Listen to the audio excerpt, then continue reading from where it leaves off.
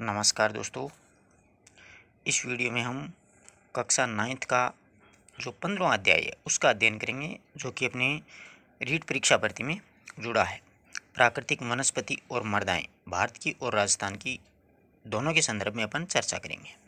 बहुत ही अच्छा चैप्टर है, आप पूरे वीडियो को अंत तक देखिएगा और फिर ऑनलाइन प्रश्नोत्तर का जो वीडियो प्ले लिस्ट में है उसको देखिएगा। तो देखिए, आज का अपना चैप्टर शुरू करते हैं अपन।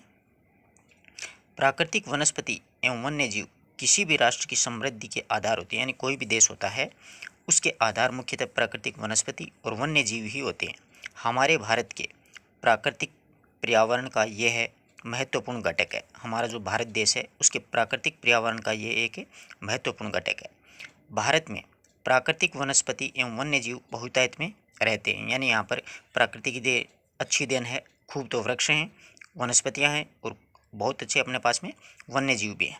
लेकिन अब अविवेकपूर्ण इन सभी का क्या हो रहा है, दोहन हो रहा है। इसके कारण इनका विनाश बढ़ता जा रहा है। यानी पेड़ों को अप्राकृतिक रूप से अगर अपन उसकी कटाई करेंगे तो उनका दोहन करेंगे तो उनका विनाश हो जाएगा।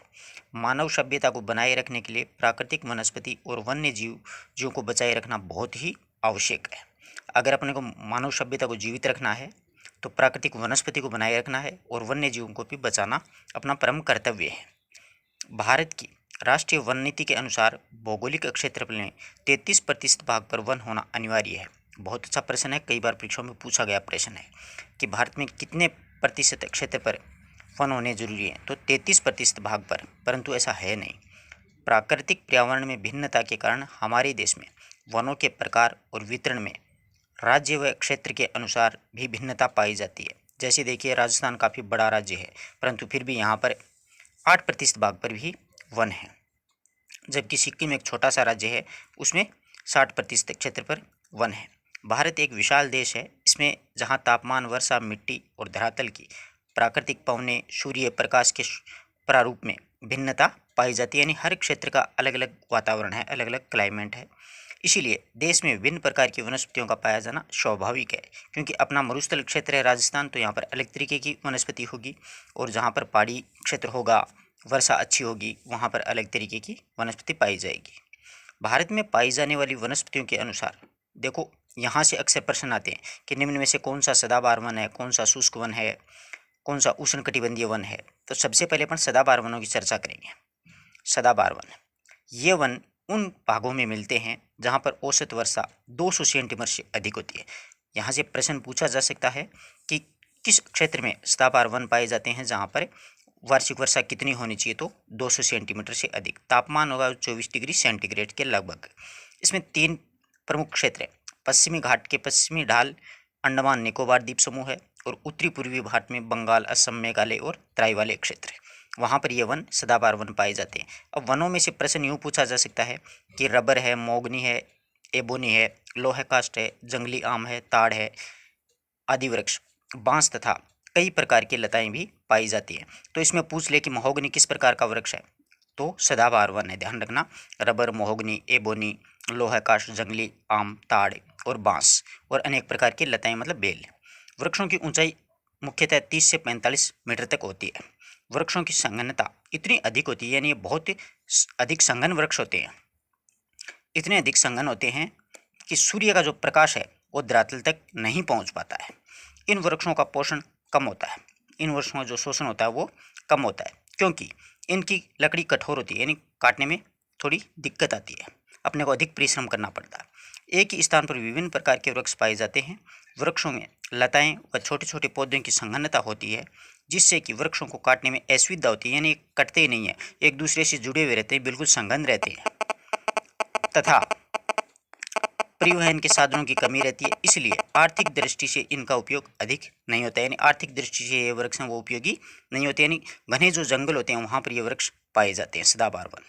पतझड़ी मानसूनी वन, ये देखिए, ऐसे वन उन भागों में पाए जाते हैं जहाँ पर 100 से 200 सेंटीमीटर से औसत वर्षा होती है। तो वर्षा सदाबहार वनों में 200 सेंटीमीटर होगी, तापमान 24 डिग्री सेंटीग्रेड होगा, जबकि पतझड़ी और मानसूनी जो वन है उनमें 100 से 200 सेंटीमीटर औसत वार्षिक वर्षा होनी चाहिए। ये वन उत्तरी पर्वतीय प्रदेशों में निचले भाग, विंध्याचल व सतपुड़ा पर्वत, छोटा नागपुर व असम की पहाड़ियाँ, पूर्वी घाट के दक्षिणी भाग और पश्चिमी घाट के पूर्वी क्षेत्र में ये वन है वो पाए जाते हैं।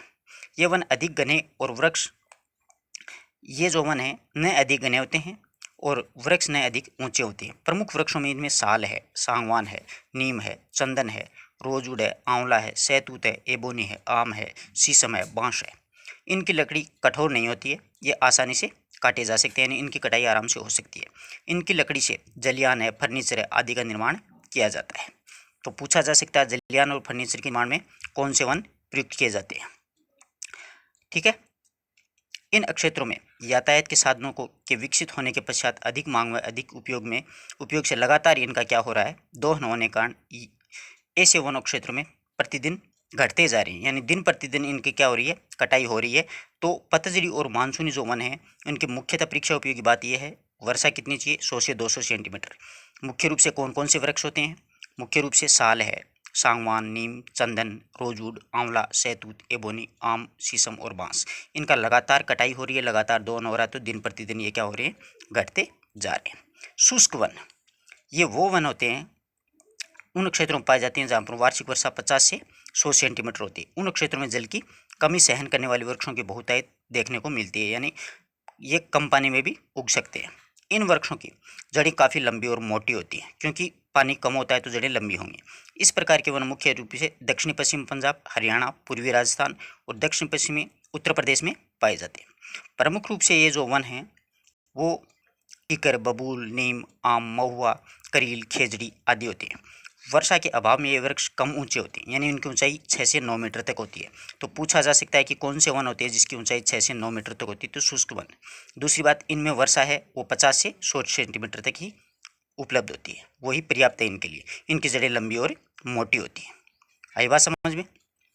आगे देखिए, मरुस्थली वन, ये अपने राजस्थान के होंगे, जिसमें 50 सेंटीमीटर से भी कम वर्षा वाले भागों में ये वन पाए जाते हैं। इन वृक्षों की पत्तियां छोटी होती है, यानी कम छोटी, और कांटेदार होती है, कांटेदार होंगे और पत्तियां बिल्कुल छोटी छोटी। बबूल यहाँ पर बहुतायत में उगते हैं। नागफनी है, रामबांस है, खेजड़ी है, खेर है, खजूर है आदि यहाँ के प्रमुख वनस्पति हैं। तो इन वनस्पतियों का नाम अच्छे से याद रखना, ये अक्सर परीक्षाओं में पूछ ली जाती हैं कि ये किस प्रकार के वन है, तो ये मरुस्थलीय वन है। ये वनस्पतियाँ दक्षिण पश्चिम पंजाब, पश्चिमी राजस्थान, गुजरात और मध्य प्रदेश आदि राज्यों में पाई जाती हैं। ज्वारीय वन, ज्वारीय जो वन होते हैं वो दलदली क्षेत्रों में पाए जाते हैं, इन्हें दलदली वन भी कहा जाता है। तो पूछा जा सकता है कि ज्वारीय वन का दूसरा नाम क्या होता है, तो दलदली वन। ये वन महानदी, गोदावरी, कृष्णा, कावेरी, प्रायद्वीपीय नदियों के मुहाने पर गंगा, ब्रह्मपुत्र नदी के डेल्टाई भागों में पाए जाते हैं। आई बात समझ में?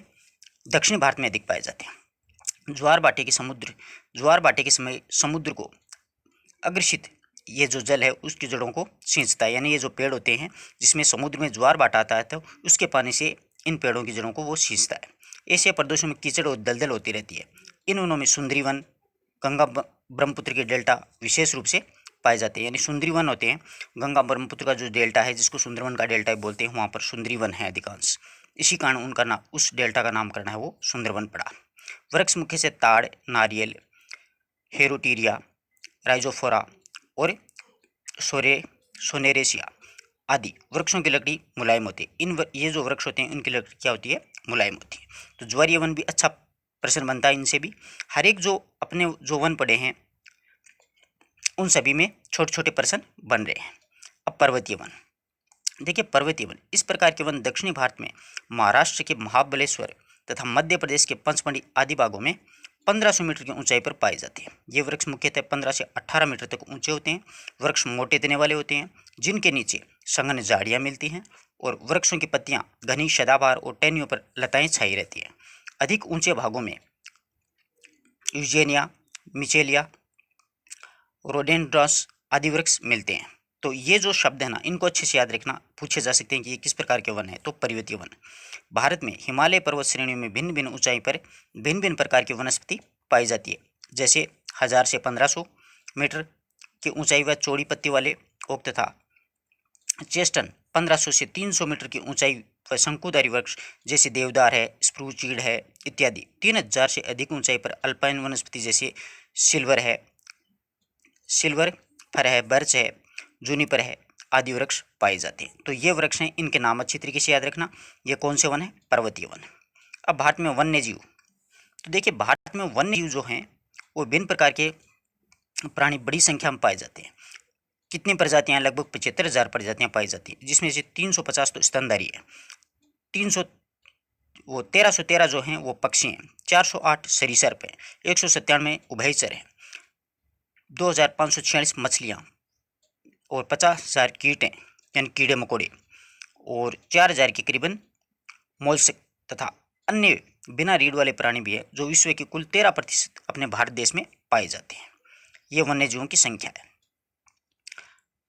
अब देखिए, स्तनधारी जानवरों में हाथी सबसे महत्वपूर्ण है। स्तनधारी जो जानवरों में सबसे महत्वपूर्ण कौन आती है?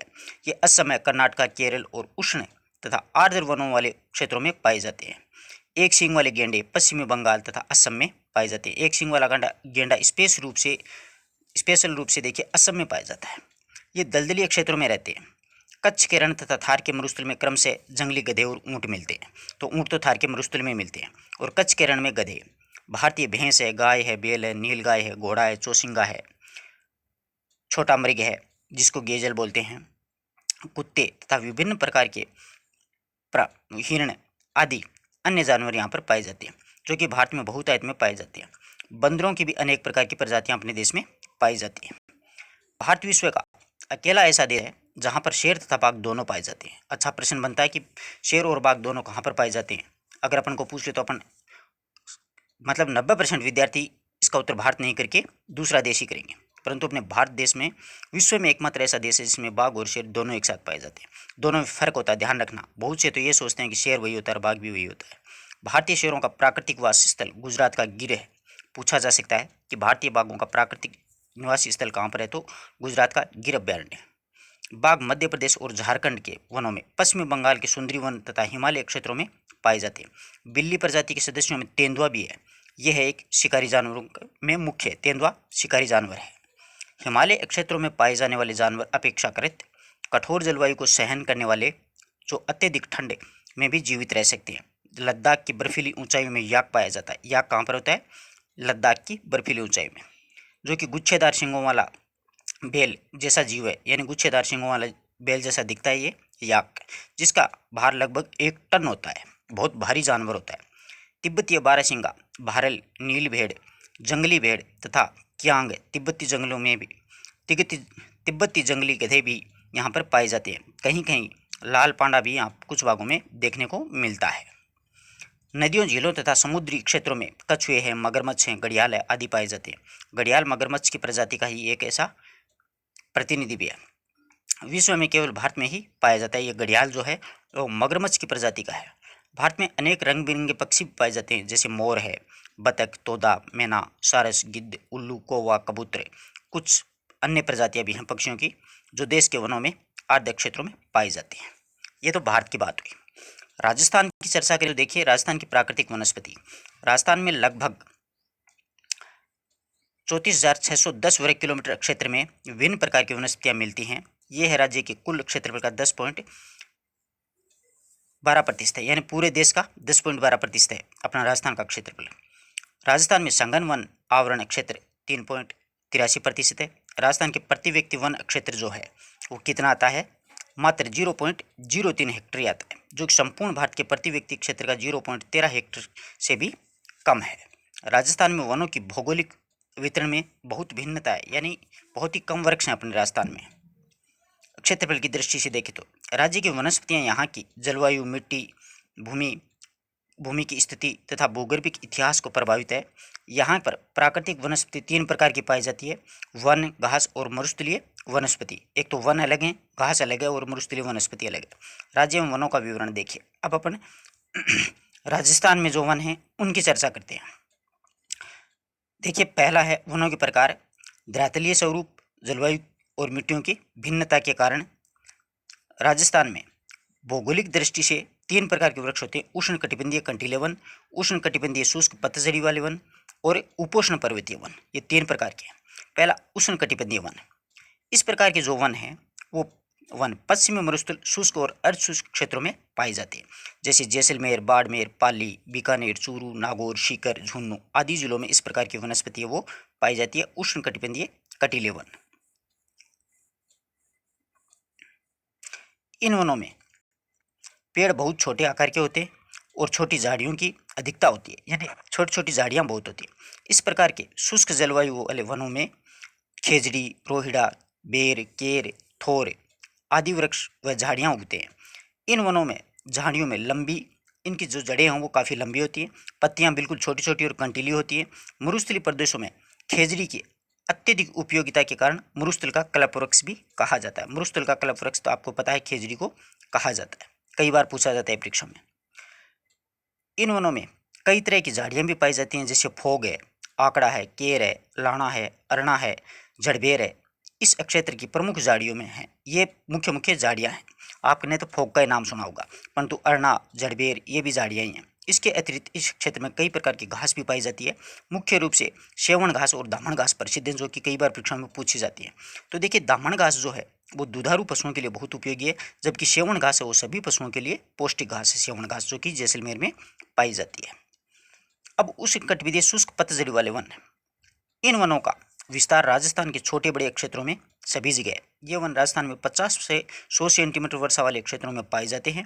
ये वन राजस्थान के मध्य दक्षिणी पूर्वी भागों में बहुतायत पाए जाते हैं। विभिन्न तरह के क्षेत्रों में विविधता के कारण इन वनों में कई उप प्रकार हैं, यानी कई प्रकार के पेड़ हैं। जैसे शुष्क सागवान वन, ये 250 से 400 मीटर की ऊंचाई वाले क्षेत्रों में मिलते हैं। इन वनों में सागवान वृक्ष बहुतायत में पाए जाने वाला वृक्ष है, ये नाम दिया गया है सागवान को। इन वनों का विस्तार है उदयपुर, डूंगरपुर, झालावाड़, चित्तौड़गढ़, 12 जिलों में मिलते हैं। कई बार पूछा जाता है कि शुष्क सागवान वन राजस्थान में कहाँ पर पाए जाते हैं, तो दक्षिण राजस्थान में है, उदयपुर, डूंगरपुर, बांसवाड़ा, चित्तौड़ और 12 जिलों में। इन वनों में सागवान की मात्रा 50 से 75% के मध्य मिलती है। इसके अतिरिक्त तेंदू है, दावड़ा है, गुर्जन है, गोंदल है, सिरसी है, हल्दू है, खेर है, सेमल है, रीठा है, बहेड़ा है, इमली है वृक्ष, ये मुख्य मुख्य वृक्ष हैं सागवान के साथ साथ। इन वृक्षों का भी नाम अच्छी तरीके से याद रखना। सागवान वन अधिक सर्दी व पाला सहन नहीं कर सकता है, अतः इस वृक्षों का विस्तार राजस्थान के दक्षिणी क्षेत्रों में अधिक है। सागवान की लकड़ी कृषि औजारों व इमारती कार्यों के लिए बहुत ही उपयोगी है। सागवान का वन का बहुत बार प्रश्न है वो परीक्षा में पूछा जाता है। सालर वन, ये जो वन है वो 450 मीटर से अधिक ऊंचाई वाले पहाड़ी क्षेत्रों में मिलते हैं। राजस्थान में इन वनों का विस्तार है उदयपुर, राजसमंद, चित्तौड़गढ़, सिरोही, पाली, अजमेर, जयपुर, अलवर और सीकर जिलों में मिलता है। यह वन मुख्य रूप से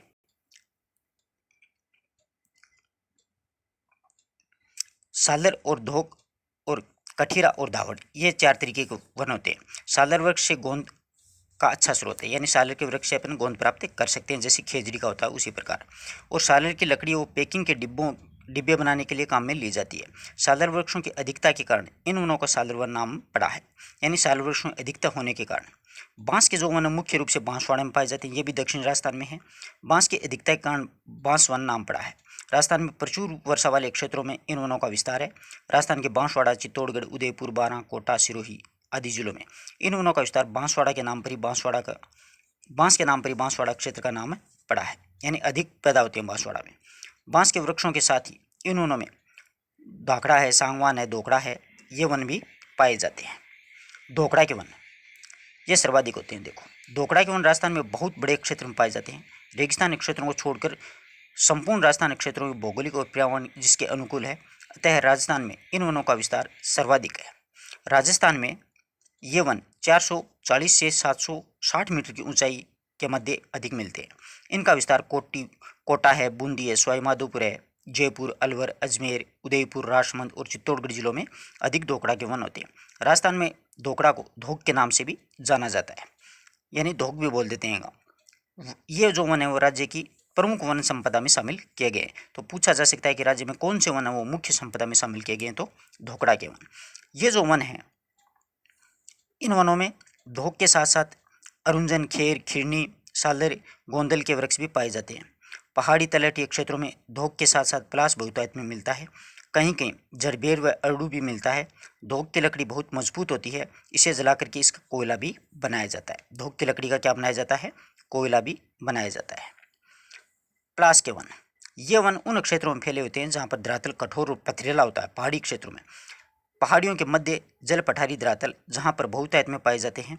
ये मैदानी क्षेत्रों जो कंकरीले हैं, जहाँ पर मिट्टी अपेक्षाकृत कम है, वहाँ भी ये वन मिलते हैं। इसका फैलाव अलवर, अजमेर, सिरोही, उदयपुर, पाली, राजसमंद और चित्तौड़गढ़ जिलों में है। जहाँ पर पलास यानी पथरीला इलाका होगा वहाँ पर होंगे। खेर के जो वन हैं, इन वनों का फैलाव राजस्थान में दक्षिणी पठारी भाग में है। इसके अंतर्गत झालावाड़, कोटा, बारां, चित्तौड़गढ़, सवाई माधोपुर जिलों में मुख्य रूप से पाया जाता है। इन वनों में खेर के वनों के साथ साथ बेर है, धोकड़ा है, अरुंज है, ये वृक्ष भी मिलते हैं। बबूल के वन है, ये गंगानगर, बीकानेर, नागौर, जालोर, अलवर, भरतपुर आदि जिलों में मिलते हैं। जिन क्षेत्रों में धरातल में नमी कम है वहाँ इनके वृक्षों की मात्रा कम है, यानी नमी नहीं होती वहाँ पर ये नहीं होते। अधिक नमी वाले क्षेत्रों में सघनता बढ़ जाती है। इन वनों में बबूल के साथ साथ नीम है, हिंगोटा है, अरुंज है, केर है और झरबेर के वृक्ष भी मिलते हैं। मिश्रित पतझड़ी वन, ये जो वन है राजस्थान के दक्षिणी पहाड़ी क्षेत्रों में पाए जाते हैं। मिश्रित पतझड़ी वन सिरोही, उदयपुर, राजसमंद, चित्तौड़गढ़, कोटा, बारां आदि जिलों में इनका अच्छा विस्तार है। इन वनों में किसी एक वृक्ष की प्रधानता नहीं है, इसके सभी प्रकार के वृक्ष होते हैं। साथ साथ में देखो वृक्ष में आंवला आ जाएगा, शीशम है, सालदर है, तेंदु है, अलमतास है, रोहन है, करंज है, गुल्लर है, जामुन है, अर्जुन है आदि वृक्ष होते हैं। उपोष्ण पर्वतीय वन, इस प्रकार के वन केवल आबू पर्वतीय क्षेत्रों में पाए जाते हैं। इन वनों में सदाबहार और अर्ध सदाबहार वनस्पति होती है। यहाँ वृक्षों में सघनता अधिक, अतः सालदर हरियाली साल भर लगातार क्या रहती है, इसमें हरियाली बनी रहती है उपोष्ण पर्वतीय वनों में। इन वनों में आम, बांस, नीम, सागवान आदि वृक्ष पाए जाते हैं। राजस्थान में कुल वन क्षेत्र के आधे प्रतिशत से कम भाग पर इस प्रकार के वन है वो पाए जाते हैं उपोषण वाले। वन नीति एवं संरक्षण, वन जीवन का आधार है। वनों की अनियंत्रित कटाई से हमारे देश में जलवायु व स्थलाकृतियों पर अनेक प्रतिकूल प्रभाव पड़ रहे हैं। इसमें मिट्टी अपरदन है, मरुस्थल का प्रसार है, बाढ़ों का आना है, बंजर भूमि का बढ़ना है, जलवायु में विषमता है, सूखा हो अत्यधिक सूखा पड़ना है, भूमि के जल स्तर में गिरावट है, वन्य जीवों की कमी में पर्यावरण प्रदूषण आदि होते हैं। अपनी जो जनसंख्या तीव्र बढ़ रही है ना, इसी की वजह से ये सब कुछ हो रहा है। तीव्र गति से बढ़ती हुई जनसंख्या के बसाव, बढ़ते औद्योगिकरण, कृषि हेतु भूमि प्राप्त करने के लिए विकास के नाम पर वनों को काटा जाना और इन बढ़ती आवश्यकताओं की पूर्ति एवं पर्यावरण आपदाओं से बचने के लिए वनों का संरक्षण वो अत्यंत आवश्यक है, यानी अपने को वनों का संरक्षण करना चाहिए। भारत में सबसे पहली वन नीति वो 1894 में अपनाई गई थी। अच्छा प्रश्न है, पूछा जा सकता है। 1894 में अपनाई गई। स्वतंत्रता के बाद में 1952 में घोषित नई वन नीति है। इसके अनुसार भूमि पर 33% भाग पर क्या होने चाहिए, वन होने चाहिए। ठीक है, इस बात को अच्छी तरीके से ध्यान रखना। वर्तमान में जो है 1988 की नवीन वन नीति घोषित की गई। वर्तमान जो चल रही है 1988 की वन नीति है, इसमें 3 लक्ष्य बनाए गए थे कि पर्यावरण स्थिरता, वनस्पति और जीव जंतु जैसे प्राकृतिक धरोहर जो है उनको सुरक्षित रखना तथा जन सामान्य की बुनियादी आवश्यकताओं की पूर्ति करना। सरकार के द्वारा वन संरक्षण की दिशा में अनेक कार्यक्रम या योजनाएं चलाई जा रही हैं। सामाजिक वानिकी योजना, राष्ट्रीय पार्कों और अभ्यारण्य की स्थापना करना आदि इस दिशा में महत्वपूर्ण प्रयास किए जा रहे हैं। वनों के क्षेत्रों के विस्तार व मरुस्थल के प्रसार को अनियंत्रित करने के लिए वन अनुसंधान केंद्र देहरादून, केंद्रीय मरु वन क्षेत्र अनुसंधान जोधपुर जो काजरी है, प्रयासरत है। वन संरक्षण केवल सरकारी प्रयासों के सहारे नहीं हो सकता है, बल्कि वन संरक्षण इसके लिए जनमानस को जागरूक होना भी बहुत ही जरूरी है। यानी अकेली सरकार प्रयास करने से कुछ नहीं होगा, जब तक जनता जागरूक नहीं होगी तब तक ऐसे ही वनों का दोहन होता रहेगा। वनों के महत्व को देखते हुए हमारे राजस्थान में सरकार के द्वारा वन विकास के लिए सामाजिक वानिकी, अरावली वृक्षारोपण व वन संरक्षण कार्यक्रम पर विभिन्न प्रकार के वानिकी पुरस्कार दिए गए हैं, जैसे वानिकी पंडित पुरस्कार, वृक्ष मित्र पुरस्कार आदि। वन्य जीवों का भी अपन को क्या करना चाहिए, संरक्षण करना चाहिए। वनों की बड़े पैमाने पर कटाई से वन जीव कम होते जा रहे हैं। वन्य जो जीव हों वो भी कम होंगे। जो बचे हुए हैं उनके लिए प्राकृतिक आवास व भोजन की समस्या बनी हुई है, उनका संरक्षण करना बहुत आवश्यक है। वन्य जीवों में के प्रति प्रेम भारतीय संस्कृति का एक अंग रहा है। भारत के सम्राट अशोक महान के शिलालेखों में वन्य जीवों के शिकार पर अंकुश और प्रतिबंध तथा उनके संरक्षण के बारे में वर्णन किया गया है। अपन को वन्य जीवों को बचाने के लिए क्या क्या करना चाहिए, देखो, शिकार पर पूर्णतः प्रतिबंध, प्राकृतिक आवास की उपलब्धता यानी अभ्यारण्य या वन्य जो क्षेत्र है उनको विकसित करना, वन्य जीव संरक्षण कानून बनाना था, कठोरतापूर्वक उसको लागू करना, क्रियान्वयन करना, राष्ट्रीय उद्यानों व वन्य अभ्यारण्य जो वन्य जीवों के अभ्यारण्य उनकी स्थापना करना एवं उसे सुदृढ़ स्थापित करना, सुदृढ़ता प्रदान करना और जन चेतना का प्रसार और भागीदारी और सुनिश्चित करना। अपने भारत और राजस्थान की वृक्षों के बारे में अध्ययन किया है, साथ ही साथ में वन्य जीवों के बारे में इस चैप्टर का अगले भाग का अपन अध्ययन करेंगे, जैव मंडल से संबंधित हैं। प्रमुख अभ्यारण्य कौन कौन से हैं भारत में, कौन कौन से राजस्थान में हैं, कौन कौन सी मिट्टियाँ हैं भारत में, कौन कौन सी राजस्थान में है, उनका अध्ययन अपन अगले वीडियो में करेंगे। धन्यवाद दोस्तों।